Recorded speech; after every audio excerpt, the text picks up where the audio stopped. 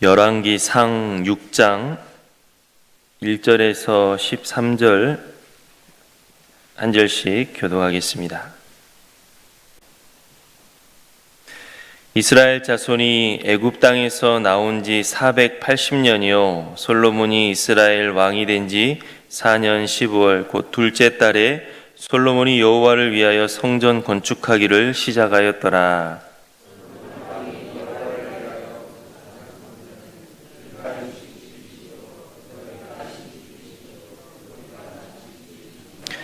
성전의 성소 앞 주랑의 길이는 성전의 너비와 같이 20규빗이요 그 너비는 성전 앞에서부터 10규빗이며 또 성전의 벽 곧 성소와 지성소의 벽에 연접하여 돌아가며 다락들을 건축하되 다락마다 돌아가며 골방들을 만들었으니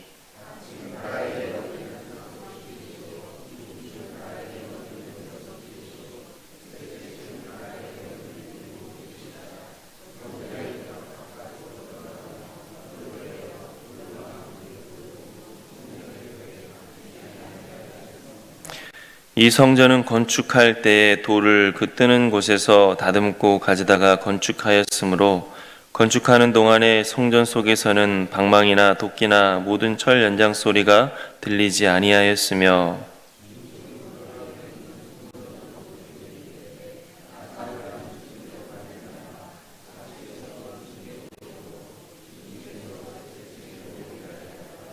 성전의 건축을 마치니라. 그 성전은 백양목 석가래와 널판으로 덮었고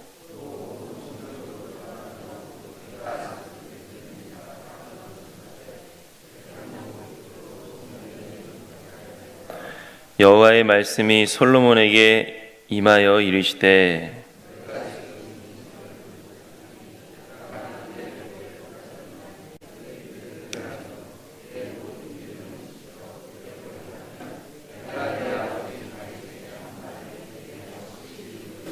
함께 읽겠습니다. 내가 또한 이스라엘 자손 가운데 거하며 내 백성 이스라엘을 버리지 아니하리라 하셨더라. 아멘.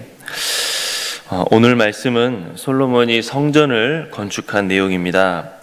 1절에 보며 이스라엘이 애굽 땅에서 나온 지 480년 됐을 때 솔로몬이 왕이 된 지 4년째 되는 해 둘째 달에 성전을 건축했다라고 했습니다.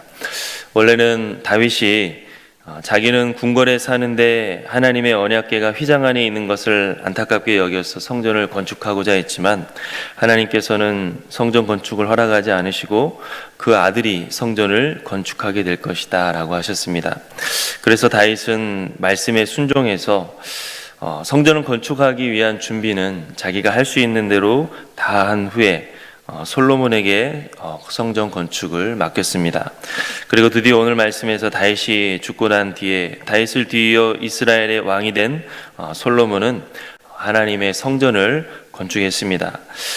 우리가 읽은 말씀 맨 마지막 부분에 38절을 보면 솔로몬은 7년 동안 건축해서 완공했다라고 했습니다. 2절을 보면 성전의 크기는 그 본 건물만 본다면 이 성소와 지성소를 합한 크기가 요즘으로 따지면 길이가 27m 그리고 너비는 9m 그리고 높이는 약 13.5m 정도 된다 했습니다. 그리고 이 성소 앞에는 주랑이 이어져 있고 또 성소를 둘러싸고는 3층으로 된 골방들이 붙어 있습니다. 오늘은 솔로몬이 지은 이 성전에 대해서 성전에 대한 말씀을 우리가 함께 묵상해 보고자 합니다. 먼저는 이 성전의 목적은 하나님의 언약궤를 두기 위함이다라고 하는 것입니다. 우리 19절 말씀 다 같이 한번 읽어보도록 하겠습니다. 함께 읽었던 말씀 뒤에 19절 여호와의 언약궤를 두기 위하여 성전 안에 내소를 마련하였는데 아멘. 이스라엘이 출애굽할 때 만든 성막도 그렇고 또 오늘 말씀에 나온 솔로몬이 지은 성전의 핵심은 지성소입니다. 왜냐? 지성소에는 언약궤를 두는 곳이기 때문입니다. 증거궤, 법궤, 언약궤라고도 불리는 이 하나님의 궤 안에는 모세가 시내산에서 언약을 맺을 때, 하나님과 언약을 맺을 때 하나님께 받은 두 돌판이 들어 있습니다. 그것은 하나님께서 이스라엘에게 가르칠 율법과 계명을 친히 기록하신 것으로 하나님께서는 그 두 돌판을 언약궤 안으로 넣어두도록 하셨습니다. 그리고 그 언약궤의 덮개 위에서 속죄소에서 이스라엘을 내가 만나주겠다, 또 그곳에서 이를 말이 있으면 말씀하시겠다라고 하나님이 약속하셨습니다. 한마디로 이 언약궤는 하나님의 임재를 상징합니다. 단순히 하나님의 임재를 상징하는 것만 아니라 하나님께서는 진짜 그곳에 임재하시겠다라고 약속하셨습니다. 그래서 언약궤는 하나님의 발등상으로 여겨졌습니다. 하나님께서 보좌에 앉으실 때 그 발을 두는 발등상으로 여겨졌습니다.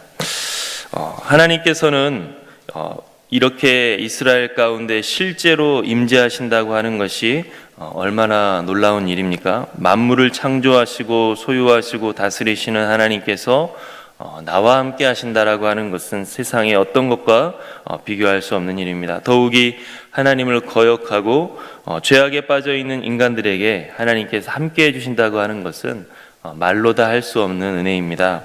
레위기 16장을 보면 하나님의 언약궤가 있는 지성소에는 함부로 들어가면 안 되고 오직 대제사장만, 그것도 1년에 단 한 번 대속죄일에 스스로를 정결하게 하는 의식을 거친 후에야 들어갈 수 있다라고 했습니다.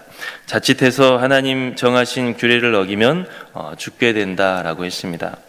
이것은 죄악된 인간이 결코 거룩하신 하나님 앞에 가까이 할 수 없고 또 하나님 앞에 설 수 없다는 것을 우리에게 말씀해 주고 있습니다. 이스라엘도 다른 민족들과 비교해서 특별하게 뛰어나거나 거룩한 민족이 아닙니다. 이스라엘도 다른 민족과 똑같이 하나님 앞에 똑같이 죄악된 민족입니다. 그런데도 하나님께서는 놀라운 은혜를 베푸셔서 이스라엘을 하나님 백성 삼으시고 정말 하나님께서 성소를 만들도록 하셔서 그들 가운데 임재하시겠다라고 약속하신 것입니다. 신명기 33장에서는 모세는 이런 복받은 이스라엘을 향해 이렇게 하나님을 찬양하고 있습니다. 이스라엘이여, 너는 행복한 사람이로다. 여호와의 구원을 너같이 얻은 백성이 누구냐? 수많은 세상의 민족들이 있고 이스라엘도 그들과 비교했을 때 전혀 나을 것이 없지만 하나님께서 그들을 특별히 자기 소유 삼으시고 자기 백성 삼으시고 함께 해주시는 것을 보면서 모세는 이스라엘이여, 너는 행복한 사람이로다. 세상에 여호와의 구원을 너같이 얻은 백성이 누구냐라고 하면서 하나님을 찬양하고 있습니다. 이처럼 솔로몬이 지은 성전은 이스라엘을 향한 하나님의 사랑과 또 하나님을 향한 다윗과 솔로몬, 그리고 이스라엘의 사랑이 만나는 곳입니다. 하나님께서는 이스라엘을 사랑하셔서 그들을 만나고자 성소를 허락하셨고 또 다윗과 솔로몬은 그 성소를 허락하신 하나님께 감사하면서 하나님의 임재를 사모하는 마음으로 예루살렘의 성전을 건축한 것입니다. 우리 그리스도인들도 바로 이처럼 다윗과 솔로몬처럼 또 모세처럼 하나님의 은혜 임재에 우리가 감사하고 또 하나님의 임재를 더욱더 사모해야 할 것입니다. 하나님께서는 구약시대에 그 솔로몬이 지었던 성전과는 비교할 수 없는 참 성전인 예수 그리스도를 우리에게 보내주셔서 우리가 예수님 안에서 죄 용서받고 하나님과 화목하게 하셨습니다.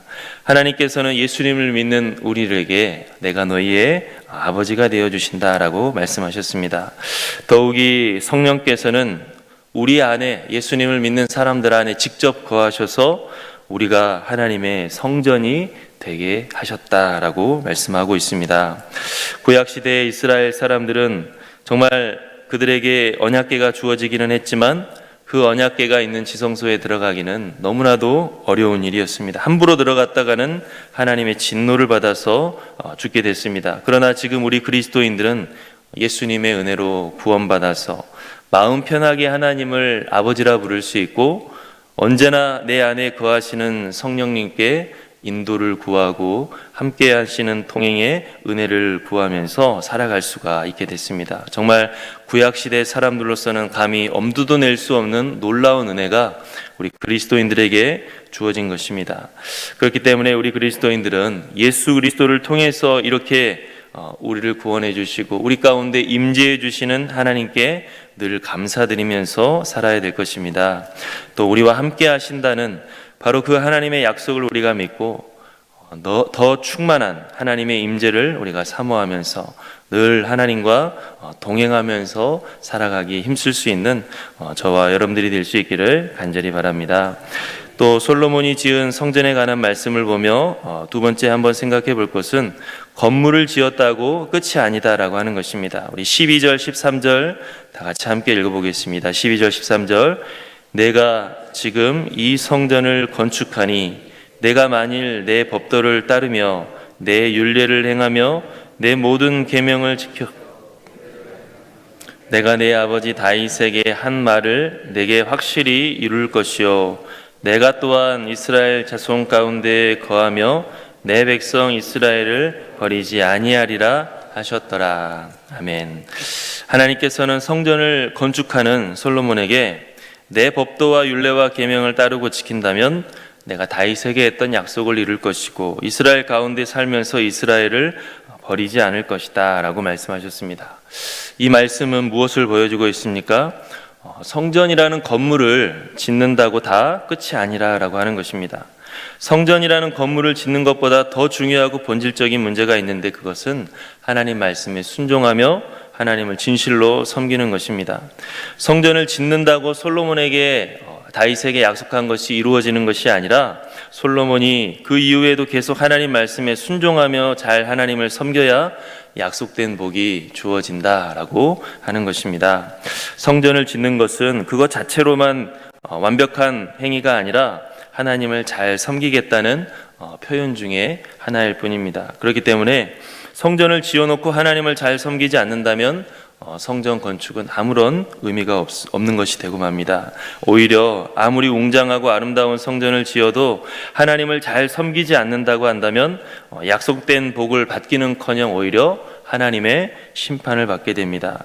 열왕기상 9장을 보면 하나님께서는 그래서 성전을 다 건축하고 난 다음 솔로몬에게 그 점을 분명히 경고하셨습니다. 우리도 오늘 이 말씀을 볼 때 우리가 하나님을 위해서 어떤 일을 했다고 해서 무조건 하나님 보시기에 온전한 것이 아니라 그 중심이 어떠하느냐를 잘 살펴봐야 됩니다. 우리의 중심이 어떤 일을 하는 것으로만 끝나는 것이 아니라 하나님을 잘 섬기고자 하는 마음이 늘 함께해야 하는 것입니다. 나중에 솔로몬은 결국 아름다운 성전은 건축했지만 수많은 우상을 숭배하고 하나님의 징벌을 받았습니다. 왜 그렇게 솔로몬은 변했을까? 분명한 것은 아무리 웅장하고 아름다운 성전을 건축한다 할지라도 현재 내 모습이 진실로 하나님을 섬기지 않고 있다라고 한다면 아무 소용이 없다라고 하는 것입니다. 성전을 지었다고 현재 나의 불순종이 하나님 앞에 용납되는 것이 아니다라고 하는 것을 우리는 분명히 기억해야 됩니다. 하나님께서는 법궤와 성소를 이스라엘에게 허락하시면서 그걸 통해 이스라엘과 더 가까이 하기를 원하셨습니다. 그래서 솔로몬은 그 은혜를 의지해서 하나님과 더 가까이 하고자 이렇게 성전을 지었는데 하나님을 진실로 잘 섬기는 삶이 사라지면 그저 큰 건물이 되고 마는 것임을 하나님께서는 우리에게 분명히 말씀해 주고 있습니다. 우리들도 믿음 생활하고 신앙 생활할 때 정말 과거에 우리가 어떠한 일을 했느냐라고 하는 것보다 더 중요한 것은 지금 내가 하나님을 잘 섬기고 있느냐, 지금 내가 하나님의 말씀에 순종하며 하나님을 진실로 경외하며 살아가고 있느냐가 무엇보다 중요하다라고 하는 것. 지난날에 했던 일, 앞으로 하는 모든 일들 다 하나님을 잘 섬기고자 하는 우리의 중심의 표현이다라고 하는 것을 우리가 잊지 말고 늘 하나님을 진실로 사랑하며 살아갈 수 있는 저와 여러분들이 될 수 있기를 간절히 바랍니다. 우리 함께 기도하겠습니다. 사랑의 하나님 아버지, 감사합니다. 은혜 가운데 오늘 또 저희들 하나님 앞에 나와서 이렇게 예배함으로 하루를 시작하게 하심을 감사합니다. 오늘 하루도 정말 말로 표현할 수 없는 놀라운 은혜, 하나님의 거룩하신 성령이 내 안에 거하시고 나와 함께 하신다는 은혜를 잊지 않게 하시고, 나 혼자 이 세상 고아처럼 살아가는 것이 아니라 늘 하나님을 아버지라 부르며 내 안에 거하시는 성령님께서 친히 인도하시는 은혜를 의지하며 살아갈 수 있는 하루가 되게 도와주시옵소서. 하나님, 우리가 어떠한 일을 하는 것보다 더 중요한 건 내 마음의 중심이 진실로 하나님을 사랑하는 것임을 잊지 않게 하시고, 아버지 하나님, 늘 겸손한 마음으로 받은 은혜에 감사하면서 하나님을 진실로 섬기며 살아갈 수 있는 저희들이 다 되게 도와주시옵소서. 예수님의 이름으로 기도하옵나이다. 아멘.